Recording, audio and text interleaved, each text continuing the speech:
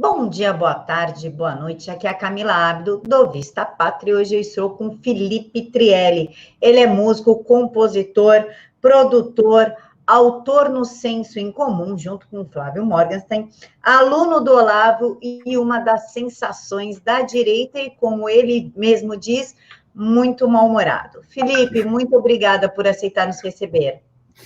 Eu que agradeço pelo convite. Estou muito feliz de estar aqui. Felipe, já vamos começar com uma pergunta que eu acho que você deve ouvir muito. Como é ser direitista no meio da música? Como que é a aceitação nesse meio? Olha, ser artista, eu acho que em geral, né? Qualquer coisa ligada à arte sempre foi muito ligada, pelo menos no imaginário, como uma coisa de esquerda, né? E a gente... Então, os artistas, principalmente os mais modernos, eles têm um pouco essa vibe mais de esquerda. Porque a gente aprendeu, aí a gente pode explicar de várias formas, né? A gente aprendeu quando era mais jovem, principalmente aqui no Brasil, se bem que eu acho que é um fenômeno mundial, né? Que a esquerda, aquele pessoal que tem sentimentos, e a direita é aquele cara sempre de coturno, né? Traz uma mesa, ou o professor autoritário, ou então a liberdade, que é uma coisa da arte, né? Sempre teve ligado no imaginário a uma coisa da esquerda, que hoje a gente vê que não, né? Eu deixei de ser esquerdista porque eu sempre vou atrás da liberdade. Eu falo que o meu primeiro, até pela minha vocação, né, de ser músico, de trabalhar com arte, a liberdade é o meu primeiro pilar. Claro que a partir disso a gente pode construir algumas coisas, por isso que eu virei um conservador, mas a liberdade é uma das coisas que eu busco como um pilar importante. E aí, quando eu descobri que a esquerda é o oposto disso, né? Você vê hoje pelo politicamente correto, eles querem controlar a linguagem. Em todos os estados em que a esquerda tomou conta, eles tentaram controlar as pessoas, controlar a forma delas ganharem dinheiro, a forma delas pensarem. Então, eu percebi que ser conservador é onde está a liberdade, principalmente hoje em dia. Então, por isso que eu vim mais para esse lado. Há 15 anos, 10 anos, isso era muito mais difícil, você se assumir. Você vê o Roberto Alvim, né, que é o diretor de teatro que hoje está no governo. Ele conta a mesma história que eu. Há muito tempo era muito mais difícil você se assumir, sair do armário ideológico, assim. Hoje não, hoje, graças ao trabalho de um monte de gente, né, o Olavo de Carvalho foi um dos pioneiros, e depois um monte de gente seguiu, a gente começou a ver que, pô, o conservador não é aquela coisa careta, o conservador não precisa necessariamente... Aliás, o conservador não é um cara que fica tentando cuidar da vida do outro, não é o cara que fica atrapalhando sua vida individual, né? Então, eu acho que a gente começou a perceber que a liberdade está nesse campo, né, do espectro ideológico. Então, acho que é por isso. Mas ainda é difícil. Eu tenho certeza que eu perdi um monte de cliente depois que eu me assumi, vamos dizer assim, conservador. Eu tenho certeza que muitos amigos, né, muitos músicos que tocavam comigo hoje já devem pensar que eu sou, sei lá, nazista, fascista, que eu não gosto de negro, ou que eu não gosto de, sabe, esse tipo de bobagem que os caras espalham. É o preço de você falar a verdade, você buscar a verdade, e às vezes algumas pessoas não vão gostar. Eu acho que faz parte. Felipe, você falou que você deixou de ser esquerdista. Eu ouço muito isso ultimamente. Como é que foi primeiro, por quê? Tipo, não quero mais isso. E como é que foi a transição até se adaptar? Antes eu queria falar um pouco como eu deixei de ser mal-humorado, porque isso eu falei do meu mau humor, você até coloca, eu acho que no Twitter ainda tá lá. E tem a ver também com deixar de ser esquerdista, porque eu sempre, na verdade, o humor sempre foi, esse mau humor que eu falo não é um mau humor mal-humorado, é um mau humor de bom humor, que você dá risada da própria desgraça, né? Sempre foi assim. E depois quando eu me converti ao cristianismo, né, catolicismo, eu percebi uma outra alegria, né, uma outra coisa. Então, esse mau humor aí tá até meio fora de... Eu já no começo ia falar, esqueci. Mas é bom deixar claro, porque eu acho que uma das coisas que eu sempre quis, por isso que eu virei músico, e por isso que foi levar humor mesmo. Eu sempre fui fascinado. Duas coisas que me fascinaram na vida era música e humor. Eu sempre gostei muito. Então, o mau humor, quando eu falava, era até um jeito irônico de botar isso. E aí a minha mudança para o espectro da direita, vamos dizer assim, também tem a ver com isso. Quando a esquerda começou a perder o humor, porque uma das coisas que eu gostava, por exemplo, Pasquim, o próprio Milor Fernandes, ele não era necessariamente daquela esquerda mais raivosa, mas era um cara, né, que por muito tempo foi de esquerda. Então, eu tinha essa ligação, achava que a direita era mal-humorada, que a esquerda era, né, era onde estava a diversão, né. Então, eu comecei a ver que a falta de liberdade, a minha adolescência foi no começo do politicamente correto, né, no começo, assim, quando a coisa virou escancarada. Então, anos 90, 95, mais ou menos, era quando o politicamente correto estava começando a ficar meio esquisito, sabe, a passar do ponto. Sempre, ele já vinha vindo tal, mas começou a passar do ponto. E aí tinha certas piadas que você não podia fazer, tinha certas coisas, isso para mim foi a primeira coisa, foi o primeiro choque, assim. E aí eu nunca fui necessariamente aquela esquerda sindicalista, por exemplo, eu sou de Santos, então a gente viu o PT muito antes do Brasil, assim, pelo menos o PT, uma das primeiras prefeituras de Santos foi depois da democratização, depois de 84 e tal, porque Santos era uma cidade de porto, então lá foi um dos últimos lugares também a ter eleição, né, para prefeito. Então, primeiro foi o Oswaldo Justo, que era um cara mais assim, mais ligado a, acho que era MDB, mas depois logo veio o PT, que era a Thelma de Souza. Então a gente percebeu lá, a cidade não é tão grande quanto São Paulo, então a gente sabe mais das histórias dos bastidores, né? E meu pai tinha uma livraria lá, ele foi convidado a trabalhar na Secretaria de Cultura, já no segundo governo do PT, que era o Capistrano. E aí, quando ele foi convidado, ele falou, putz, meu... Aí foi quando ele abandonou o PT. E aí, em casa, a gente já começou a achar isso, deve ter sido 90 e bem poucos. E a gente já não gostava do PT, era uma coisa já em casa que... E eu sempre fui amigo do meu pai, a gente sempre conversou, então não tinha aquela coisa do adolescente revoltado, assim. Então eu via o que ele tinha para dizer, prestava atenção e via que o PT era um pouco over. Na época do Fernando Henrique também, eu sentia que esse tipo de reforma que a gente está vendo agora, reforma da Previdência, reforma tributária, sempre era uma coisa que as pessoas diziam, e eu via que o PT, quando estava na oposição, ele não queria o bem do Brasil, ele sempre queria atrapalhar para que quando fosse fazer, quem tinha que fazer as coisas legais eram eles. Então isso sempre me incomodou, sempre foi uma coisa... Então mesmo na esquerda eu era meio PSDB, assim, era uma esquerda, vamos dizer, mais... Era a direita possível naquela época, né? A gente achava que era até meio de direita, mas não queria ser chamado de direita. Então teve esse processo todo, né? E aí, com o mensalão, ferrou. Eu tenho muito amigo hoje de direita, conservador, que fala, não, eu chorei quando o Lula foi eleito, né? Eu já não curtia, já para mim, quando o Lula foi eleito, eu falei, não achava que ia ser essa tragédia toda, mas já não sentia que era um...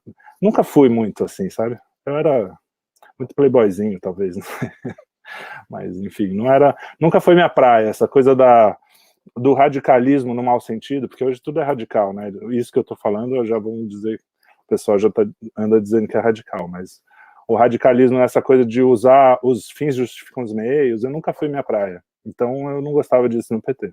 Então quando o Lula se elegeu, eu já era meio direitoso. E aí quando eu ouvi o Throughout Speak, que foi o meu primeiro contato com o Olavo, apesar de já ter ouvido falar dele por causa da livraria do meu pai, mas o contato mesmo como consumidor das ideias e tal, foi no Throat Speak, e aí ferrou, né? Juntou aquele jeito dele falar de palavrão e tal, com essa coisa de querer conhecer um pouco mais a alta cultura. Eu sempre falei, pô, eu queria ler filosofia, mas não sei nem por onde começar, eu achava que era muito para minha cabeça, ainda hoje eu vi que é mesmo, mas na época eu não sabia nem, né, não tinha a menor ideia. Então o Olavo foi meio que um cara que começou a ajeitar as coisas assim, por onde começar a estudar, um monte de autor. Eu acho que isso todo mundo que que é aluno dele, ou que foi, ou que admirou de alguma forma, passou por isso. E aí foi o caminho natural do antipetismo para o conservadorismo.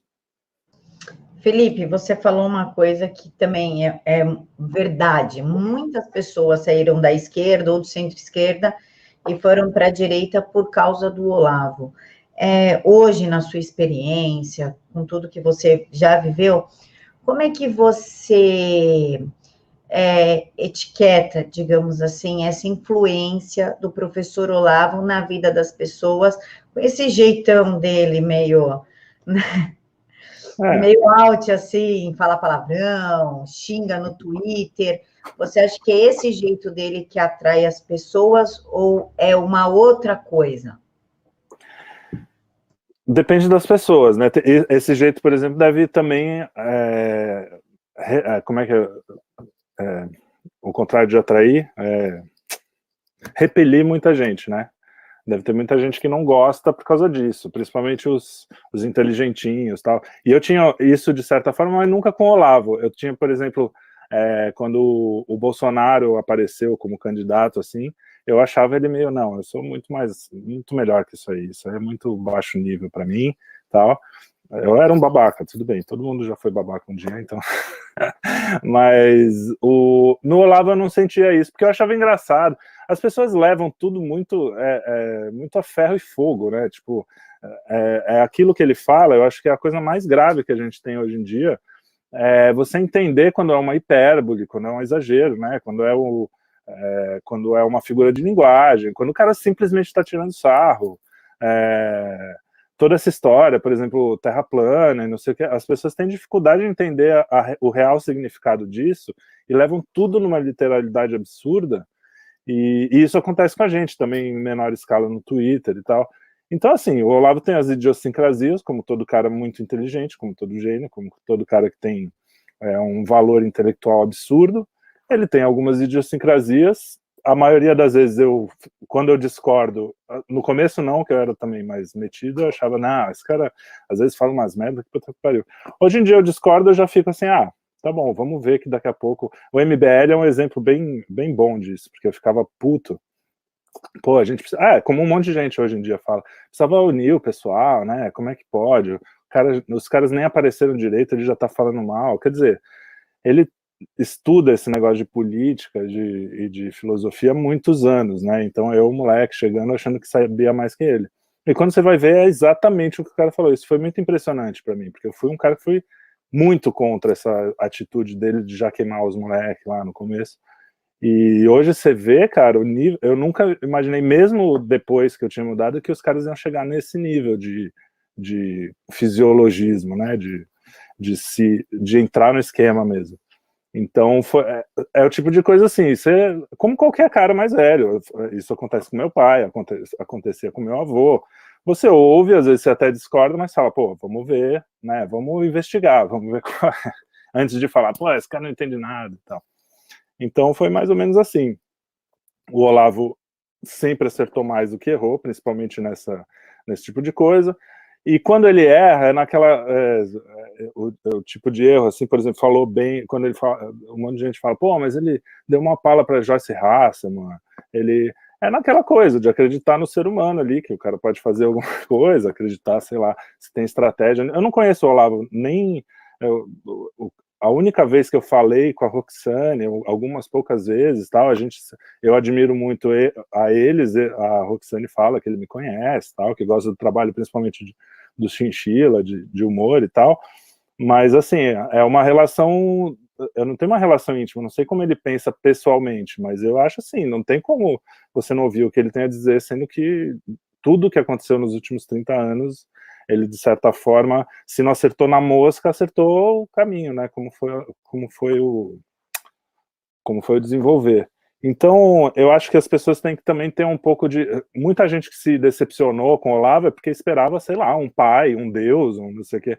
A gente espera um cara, uma pessoa que pode falhar, que pode ser, mas é um cara que é um professor. Quem já teve um professor que admirou, sabe o que é essa relação com o Olavo. Uma pessoa saudável, né? Que não fica esperando do professor sei lá, um pai. É difícil falar do Olavo, né? Porque às vezes você pode falar uma coisa e viram como é que se diz, para todos os lados pode virar uma grande confusão. O que é uma característica de uma pessoa de personalidade forte, né? Que fala as coisas na lata. Então, vira matéria da Cruzoé, cuidado. Pois é, exatamente. Mas admiro, não tem como. É um dos grandes, para mim, um dos maiores brasileiros vivos, se não for o maior. Ainda mais agora que descobriram que talvez o gabinete do ódio não tenha nem... Não exista. Ou se existiu, acabou, e eu nem sei muito o que fazer, porque eu fazia parte, né? Tô meio perdida, tô sem salário. Vamos falar que a gente já está criticando o Olavo porque acabou o gabinete do ódio, né? Pois é, exatamente. Tiroteio de todo lado. Falou no nome do Olavo, espera que pode vir, inclusive, dele, né? Mas numa boa também. Eu sou o tipo de gente que não só com ele, isso com qualquer pessoa. Depois você conversar um dia com o Flávio, pode ver. Eu sei que eu erro muito, assim. Eu não tenho a pretensão de ser um grande pensador, claro que eu quero estudar, quero conhecer e tal, mas eu tô aqui mais para aprender do que para ensinar, e para fazer piada, e para fazer música, Então, assim, quando eu consigo falar alguma coisa relevante, eu vejo que eu toco alguém, por exemplo, quando eu falo, às vezes de religião, ou às vezes de música, e alguém fala assim, poxa, outro dia eu toquei o Bach, o Cravo Bem Temperado, e alguém falou, pô, eu não ouvia Bach há anos, e agora eu tô ouvindo tudo dele, eu comecei a ouvir depois que eu ouvi você tocando e tal. Então isso para mim é sensacional, entendeu? Você inspirar alguém a fazer uma coisa melhor do que, sei lá, pegar um joguinho no celular, ou mesmo assistir uma série no Netflix e fazer uma coisa que vai te alimentar mais o espírito.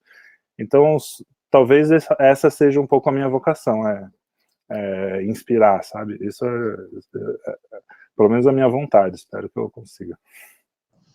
Felipe, agora uma pergunta difícil, mas você, como aluno do Olavo, com certeza vai responder. O que é ser conservador? É difícil mesmo. Eu acho que a pior coisa é uma das palavras, junto com fascista, mais mal interpretadas do nosso tempo, assim. Porque as pessoas têm aquela ideia básica de que é conservar qualquer coisa, né? Inclusive as coisas ruins. E eu, no meu entender, no meu não, né? No entender dos grandes teóricos do conservadorismo, os caras que inventaram essa ideia, que já, na verdade não foi uma invenção. Acho que uma das diferenças do conservadorismo para as outras, vamos dizer, ideologias, muita gente diz que o conservadorismo não chega a ser uma ideologia, é que eu acho que é meio como o capitalismo, assim, é uma coisa natural do ser humano que só as pessoas foram lá e falaram, bom, vamos descrever uma coisa da realidade. Todo mundo é conservador naquilo que ama, né? Alguém falou isso, e até o Alexandre Borges, que a gente já foi bastante amigo, e hoje a relação está mais difícil, ele falava isso, não sei se era o Alexandre ou o Felipe Moura, outro que também estamos em uma relação difícil, mas a gente, eles falam que é só ver sambista, né? O sambista gosta do samba de raiz, o sambista bom, né? O cara que, mesmo os pagodeiros e tal, ele dá valor para o samba de raiz. E a gente, é a mesma coisa em qualquer área da vida, você sabe que o cara, as pessoas que começaram, e que se aquilo que há 1000 anos, há 500 anos, há 300 anos, há 30 anos, depende de quando a coisa surgiu, se aquilo sobreviveu ao tempo, é porque tem algum valor, e algum valor empírico mesmo, né? As coisas não é artificial. Então, o conservadorismo nada mais é do que as ideias, né? As ideias de como viver em sociedade, de como ter, como viver em família, por que a família é importante, inclusive, né? Porque hoje em dia viver em família não é mais uma coisa que todos concordam que é uma coisa boa, né? Tem uns malucos aí. Mas nada mais é do que ideias testadas. Qualquer pessoa, qualquer criança entende isso. Você testa uma ideia, ela funciona aqui. Bom, então a gente mantém isso aqui não está funcionando direito, a gente pode modificar, mas sem revolucionar, né? Sem quebrar no meio essa ideia e jogar tudo fora só porque ela não funcionou algum aspecto dela. Então você vai construindo, né? São todos os nossos antepassados, na verdade são a ideia de bilhões de pessoas que passaram, cresceram, morreram, e a gente aproveita o que tem de bom delas. Então o conservadorismo é muito simples, na verdade, né? Se você pensar como ideia, é aquela coisa que qualquer criança faz. Você tenta fazer de um jeito, ligar um negócio, de um jeito ele... putz, não deu certo assim, deixa eu tentar outro, pô, esse aqui funcionou. Chega um amiguinho, ó, aqui esse funciona assim. É uma coisa tão simples quanto isso. Então, a gente prioriza coisas que são importantes. É como os 10 mandamentos. Por que os 10 mandamentos perduram anos? Não é que aquela história de Moisés que recebeu, a gente entende que é uma... A gente que acredita, a gente entende que foi uma coisa divina, né? Como é que se diz? As palavras estão fugindo, mas vocês entenderam. Mas também a gente pode entender que Deus colocou isso como assim, ó, não necessariamente de cima para baixo, apesar dele ter criado tudo. Bom, aí eu vou entrar na teologia, que não é minha área, mas o que eu quero dizer é assim, as coisas já existiam assim. Não foi uma utopia que Deus entregou na mão dele e ele falou assim, ó, vamos então agora consertar as coisas porque elas vão funcionar assim. As coisas já davam certo daquele jeito, né? Não matar já era uma coisa que, quando matava todo mundo, dava merda. Não trair, não... Então, o conservadorismo é mais ou menos isso. É você falar assim, bom, essas coisas funcionam, vamos... Aí, algumas pessoas podem colocar isso em livros, ou em ideias, ou em até obras de arte, e você fala, bom, por aqui funciona, e a gente vai indo. Esse final ficou muito confuso, não? Mas é mais ou menos isso. Acho que você deu para entender. Não, deu para entender sim. Vamos agora quebrar um dogma, que faz parte da sua resposta, inclusive. Muitas pessoas julgam nós conservadores falando o seguinte: conservador cuida da vida do outro, fica chamando menina de vagabunda, porque faz, porque acontece, fica chamando o cara de não sei o que lá.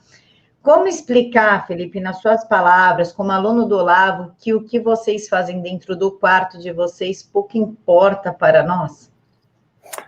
Isso é uma coisa, o fato de ser conservador não significa que o cara é uma pessoa do caralho.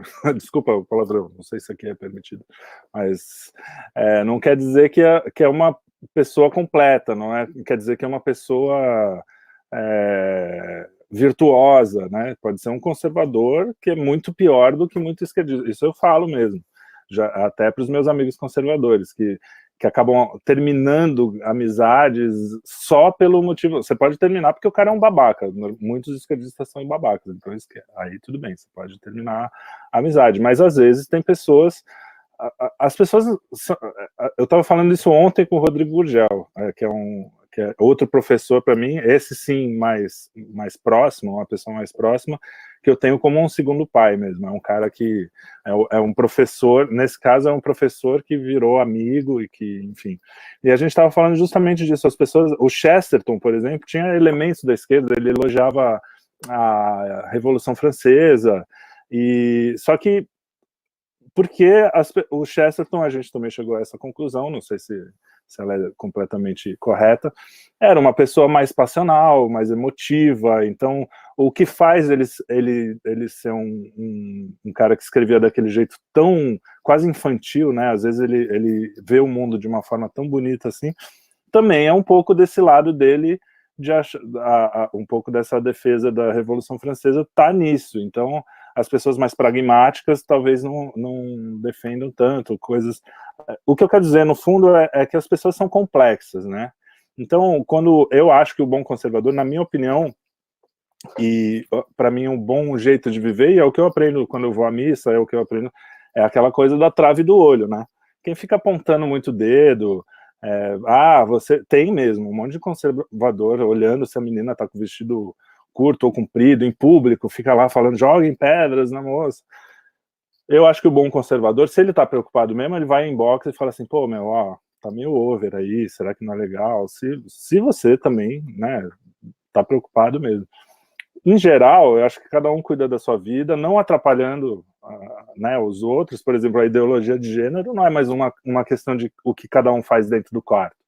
O cara já está querendo chegar para o meu filho e falar que homem e mulher é uma questão de ideia, já é uma coisa que vai além da sua vida pessoal. Mas quem foi o primeiro a abraçar os pecadores, né?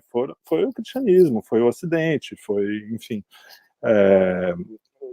A gente, na verdade, os tolerantes somos nós, tem gente dentro da direita, como tem da esquerda, que não usa essa ideia de um jeito bom, porque fica julgando todo mundo, mas isso é do ser humano, né?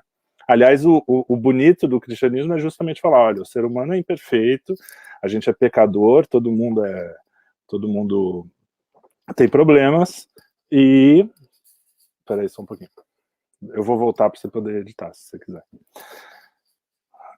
O bonito do cristianismo é isso, que a gente peca, a gente erra, todo mundo erra, ninguém é perfeito, mas a gente também tem a redenção. Então, muita gente fala do catolicismo, que é da culpa cristã, isso, puta, foi a coisa que a maior bobagem, assim, que depois que eu me converti eu vi, porque tudo que eu encontro toda vez que eu vou à missa é perdão, nos primeiros 5 minutos de missa você é perdoado pelos seus pecados. Você tem a confissão, você tem... Então, assim, é admitir que você tem a possibilidade de ser um monstro e de ser um santo. Qualquer ser humano tem essa possibilidade. E a busca é assim, vamos tentar ser um pouquinho melhor amanhã do que você foi ontem, vamos... as coisas são um pouco mais simples, né? Só que como a gente está numa guerra de narrativa, a esquerda tem a esquerda, ou às vezes nem só a esquerda, até dentro, né? A gente tem eles têm essa necessidade de mostrar, olha a hipocrisia. Tem aquela frase famosa que alguém falou para um santo, um padre, eu nunca lembro os nomes direito, mas falou assim, olha, eu queria ser católico, mas tem muito hipócrita aí, o pessoal é muito hipócrita. Ele falou, não, mas sempre tem espaço para mais um, pode vir. Então é isso, acho que me incomoda essa patrulha, tanto da direita quanto da esquerda, só que não é uma característica do conservadorismo, isso é importante.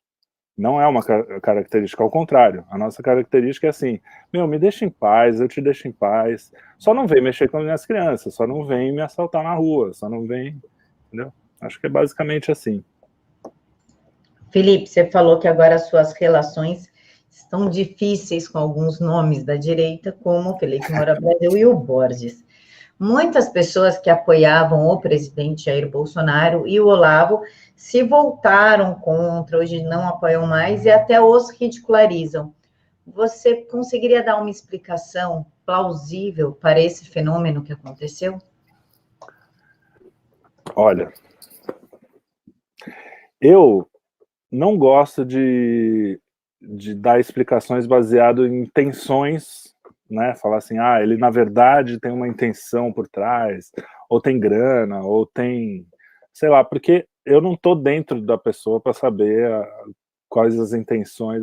Eu não tenho nem conhecimento psicológico para isso, não tenho conhecimento.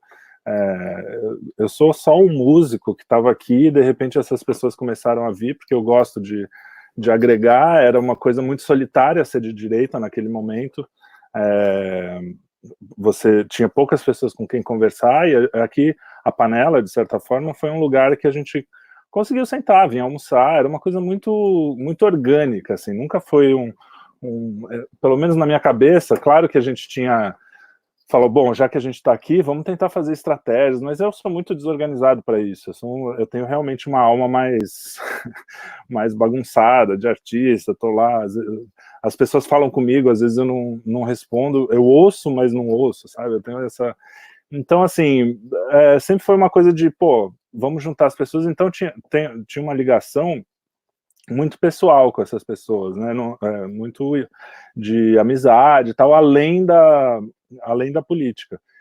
Então, assim, eu não consigo dizer intenções. O que às vezes eu penso que tem uma característica que é um certo ressentimento do Olavo, não sei porquê, talvez seja isso, coloque o cara de um jeito que ele vai ser uma espécie... Eu não estou falando aqui de ninguém específico, tá? Estou falando de geral.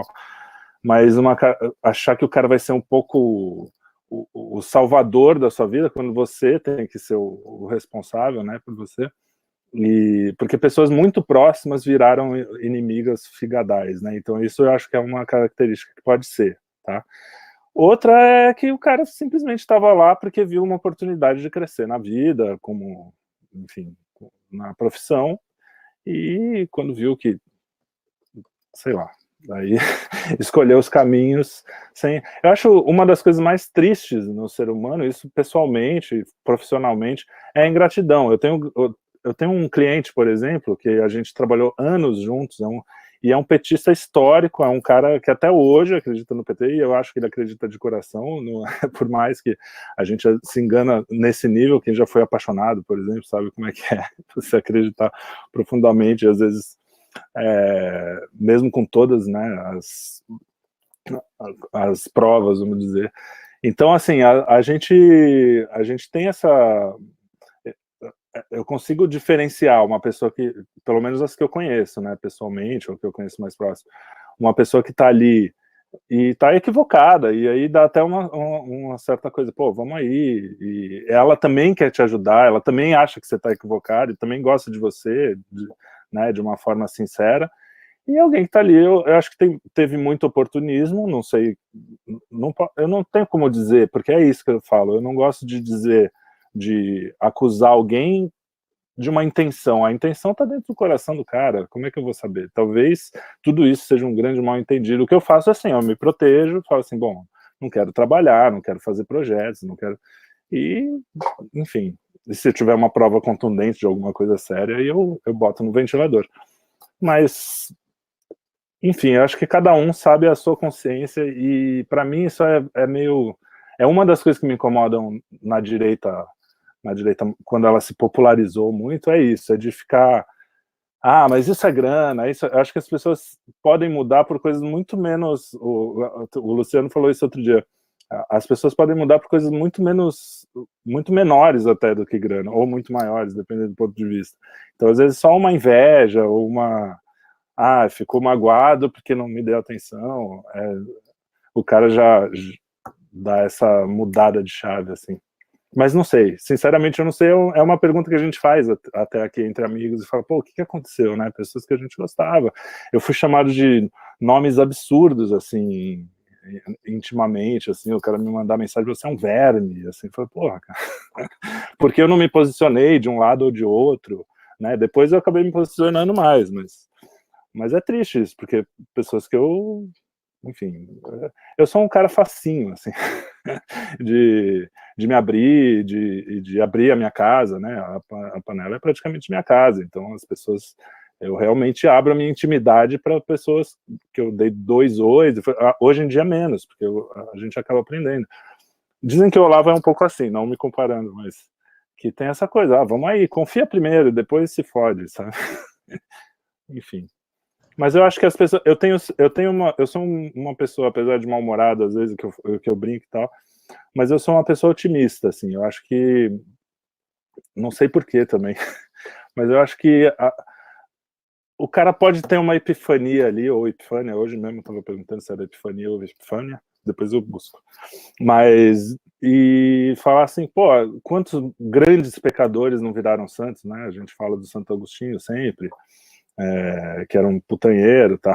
Teve várias coisas assim, e depois virou Santo Agostinho. Então eu acho que assim, eu tenho uma certa esperança, claro que eu não vou ficar dando trela, falando, não, vem aí, o cara me ferra 10, 15 vezes, não tem.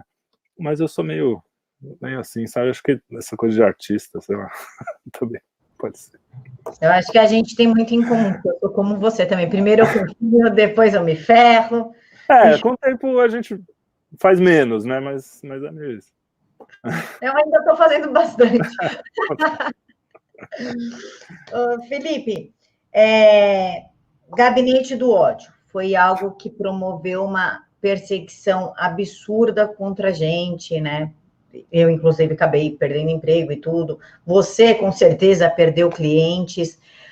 Como é que você lidou com isso? E qual que foi a sua reação hoje de saber que eles inventaram essa narrativa, que o único objetivo de prejudicar Jair Bolsonaro e seus apoiadores? Como é que você lidou com isso? Porque quem está colhendo as consequências disso somos nós que fomos os acusados.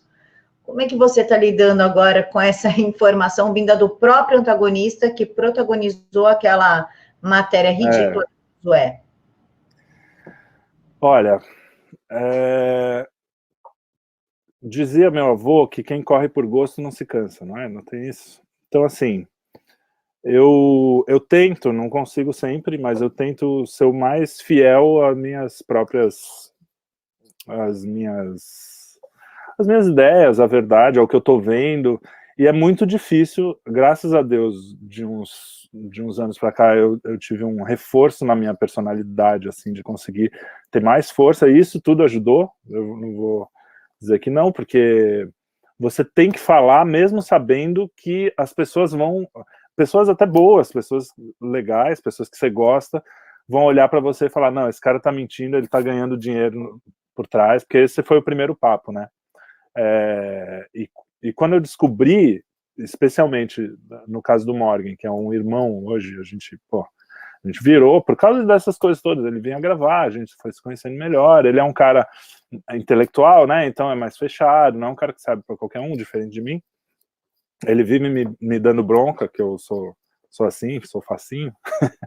E eu sabia, estava ali na minha frente, era um cara próximo que eu via sendo acusado de uma coisa que não era. E eu não, isso sempre, desde moleque, esse,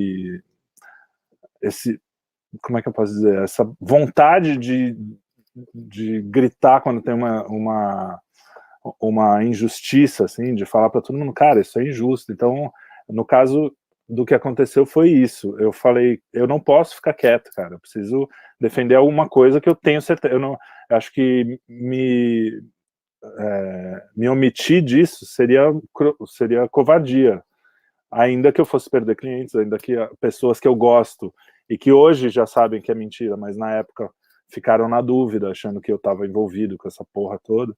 Então, isso requer uma certa coragem, modéstia à parte, é uma coisa que... Eu não sou o cara que briga na rua, nunca dei um tapa na cara de alguém, nunca fiz nada, não, demorei para gostar dessa coisa de arma, fui até atirar com o Bené recentemente, foi legal.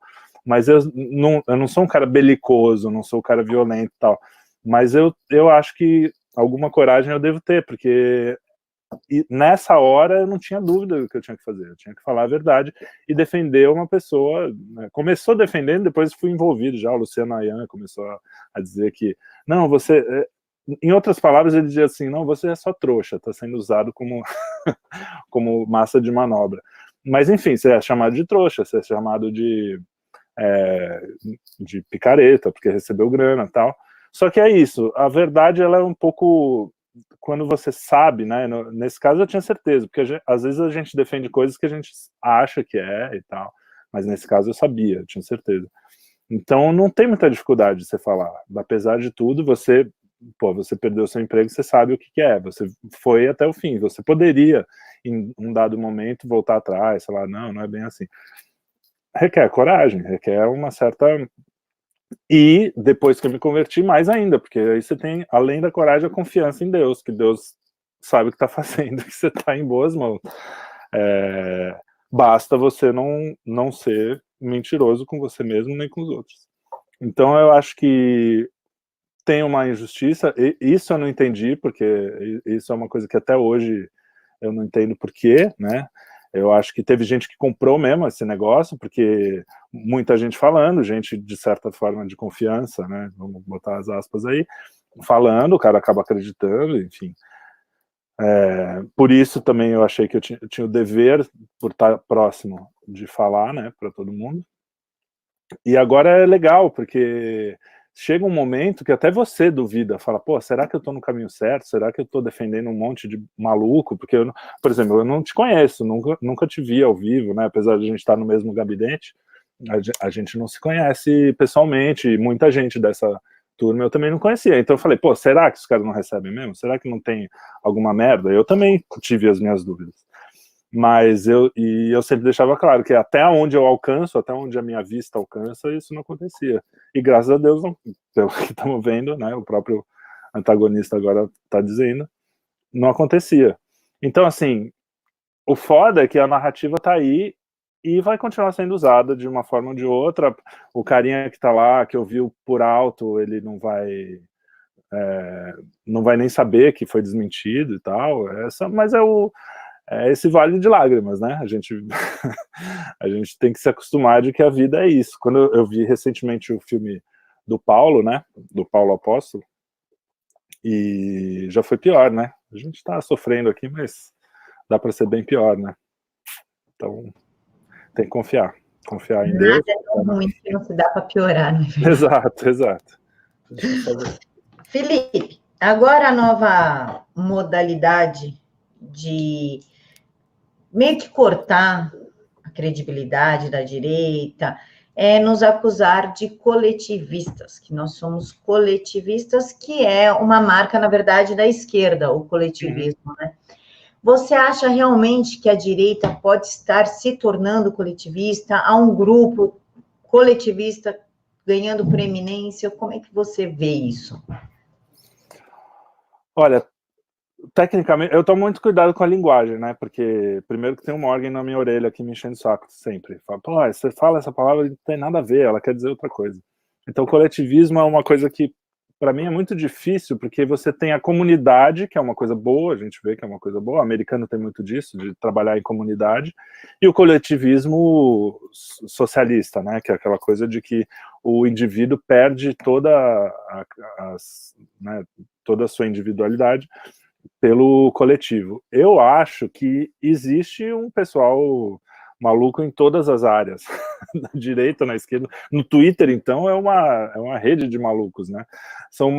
A maioria malucos, beleza, eu conheci vários por causa dessa história de gabinete do ódio até, de piada, especialmente os caras que fazem mais piada. Muitos eu acabei me aproximando, e são pessoas simples, pessoas normais, pessoas que estão aí tentando ganhar a vida honestamente, e que estão putas justamente com essa coisa da injustiça. O que eu senti muito é isso. O Bolsonaro, ele é um cara que tem todos os defeitos que a gente conhece, que o mundo conhece, porque isso as pessoas conseguem ver, porque qualquer coisinha, neguinho já vai botar lá na primeira página.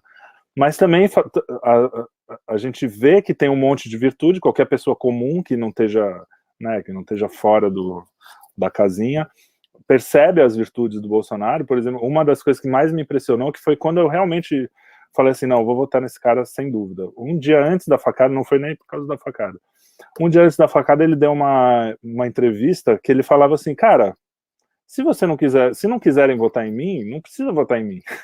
Eu não sei se você lembra disso, ele estava até com aquela mesma camisa. Não sei se foi horas antes. Não precisa votar em mim. Então, assim, você já percebe que para ele é mais importante o que ele queria dizer, qual é a mensagem, do que ter o poder ou não ali. Não me pareceu uma coisa ensaiada isso. Me pareceu que foi honesto. Tanto é que ele falou um monte de bobagem, às vezes nem é bobagem, mas o estilo e tal. Porque um cara que tem preocupação com o poder é o José Serra, entendeu? Aquele cara que vai falar, o Fernando Henrique, vai falar o que ele acha que os outros querem ouvir, né? Não esse monte de coisa que às vezes é a verdade nua e crua e que incomoda. Então isso me impressionou muito, e as pessoas não veem, mas não noticiam esse lado mais virtuoso. Então, a molecadinha, esse pessoal mais underground, que muitas vezes tem essa pegada, se bem que, cara, eu não vejo isso muito, eu acho que tem muito mais, no Twitter você vê aquela onda, né, tem uns caras que você nem sabe direito quem é, mas os relevantes, o pessoal que faz, por exemplo, podcast, né, desses Vaporwave aí, que não é um pessoal coletivista, ao contrário, eles têm um pensamento muito mais próximo do que a gente conversa aqui, do que pensam, porque eles ficam tirando sarro e tal, parece que é uma molecadinha nada. Meu, os caras, além de tudo, os caras, muitos são alunos do Olavo, outros não são, mas tem uma extensa leitura da biografia que o Olavo indica, ou que o pessoal indica. Então, assim, as pessoas estão subestimando essa galera. Tem muita falta de boa vontade, né, com o que a gente quer dizer, tanto nós aqui, né, quanto esse pessoal.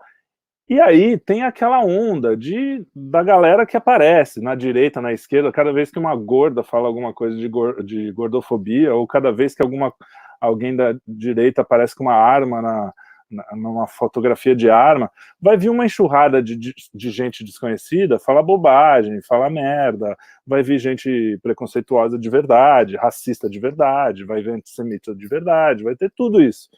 Só que a diferença é que na esquerda esses caras são o presidente do PT, o outro é o deputado não sei o quê, e na direita até tem em alguma escala isso, mas a maioria é aquele cara que você nunca ouviu falar, o cara pega lá o print de um desconhecido, completamente desconhecido, falando uma barbaridade mesmo, que nenhum de nós concorda, e vai falar, ó, isso é a direita, eles são coletivistas, eles são isso. Então existe um desequilíbrio de olhar a realidade, proposital, eu acho, que é por uma narrativa, de falar, porra, a direita é equivalente à esquerda, esses caras estão fazendo a mesma coisa de sinal trocado. Mas quando eu vejo assim, o pessoal mais relevante na direita, tirando um ou outro, a gente tem muito mais noção da realidade, a gente tem muito mais noção do que é o outro lado, do que é a esquerda, e a gente tem isso que a gente estava falando, a gente não quer atrapalhar a vida de ninguém, não quer, se o cara quer ser viado, ele seja, tudo bem. A gente acha que isso pode ser um pecado, que pode ser alguma coisa assim, mas ninguém quer matar, ninguém quer deixar isso contra a lei, ninguém quer... Agora, não quero que ensine para o meu filho que um homem vestido de mulher dentro de um banheiro, né? Porque isso dá margem na prática para abusador, dá margem para... A gente também olha muito mais a prática. A vida do conservador bom, vamos ver o que funciona na prática, o que não funciona. A gente apesar de dizerem o contrário, a gente é bem pragmático, né? A gente quer, justamente por ter essa tradição de olhar as tradições, o que dá certo e tal. Então a gente tem muito dessa coisa científica, que hoje científica virou palavrão, mas é isso, de olhar, pô, isso aqui funciona, então vamos manter. Então, pô, você vai deixar... Basta o cara se vestir de mulher para ele entrar num banheiro feminino, pode dar merda, né? O cara que tem lá, eu não vou entrar no mérito de se o cara é realmente um trans, o cara se sente mulher, no corpo, pode ter que tenha o cara vai entrar lá, fazer o seu xixi e vai embora. Mas os caras mal intencionados, eles vão ter uma porta aberta maravilhosa, né, no mau sentido, maravilhosa para eles, de fazer a maior cagada sem ninguém poder fazer nada. Então, basicamente é isso, é mais simples, o que eu costumo dizer assim, é mais simples do que... o Twitter é muito histérico, né, eu adoro, eu acho engraçado, porque dá para fazer bastante piada, mas não pode levar esse negócio a sério ao ponto de viver sua vida ali, fazer... E eu acho que isso em geral, as pessoas precisam baixar um pouco a bola e ter boa vontade um com o outro, inclusive com a esquerda, porque tem muita gente lá que poderia estar mais para cá, né? Existe esse movimento, mas isso eu sempre disse desde sempre, é um movimento do Twitter. Isso sempre foi o Twitter, desde antes de eu entrar no Twitter eu já ouvia dizer, alguém fala uma merda, vem uma manada mesmo, em cima, e é tudo briga de rua, né? Então, é simplesmente aceitar que o Twitter é assim, ou, sei lá, sair do Twitter. Mas não é um movimento coletivista brasileiro, nazista, fascista, isso eu acho bobagem. Felipe, muito obrigada por ter aceitado falar com o Vista Pátria, meu colega de gabinete do ódio. Agora nós não temos mais o nosso bunker. Vamos utilizar aqui o YouTube para se ver, para conversar de novo. Muito obrigada por ter aceitado falar com a gente. Que bom, eu que agradeço. Pessoal, muito obrigada por ter acompanhado aqui até o final. Deixa aqui nos comentários o que vocês acharam. Se tem mais alguma dúvida, as redes sociais do Felipe vão estar aqui na caixa de informações. Se vocês deixam, eu mando para eles. Quando ele tiver um tempinho, eu tenho certeza que ele vai e responde e eu trago para vocês. Eu respondo mesmo. E engraçado, essa aqui é a melhor parte. Só um jabazinho no final, já que a gente não vê, tem CD aqui, se vocês quiserem, tem na nossa loja, pané.lá, story.pané.lá, mas a gente tem um disco de Natal muito legal, ele já tem uns anos, mas é um disco de Natal com músicas inéditas da Panela, eu e meu sócio, a gente fez as músicas, convidou um monte de gente para cantar, e ele é muito bonitinho, adoro, eu tenho o maior orgulho desse disco. Se vocês quiserem no Spotify, é só procurar... procura Panela Discos, e no Panela Discos vai ter o Natal, e ouçam que vocês vão gostar, tá chegando Natal. É isso. Pessoal, vou deixar aqui na caixa de informações o link prontinho, vocês clicam e vocês vão para o Spotify, para a Store, aí vocês comprem, tá bom? Boa. Sigam o Felipe no Twitter também, vou deixar para vocês aqui, porque vocês vão aprender dando risada, isso que é o melhor, não é, Felipe? Importante, o mau humor é para dar risada, nunca para ficar para baixo. Pessoal, fiquem todos com Deus, que Deus abençoe muito a vida de vocês e que somente Jesus Cristo faça a vontade dele em suas vidas.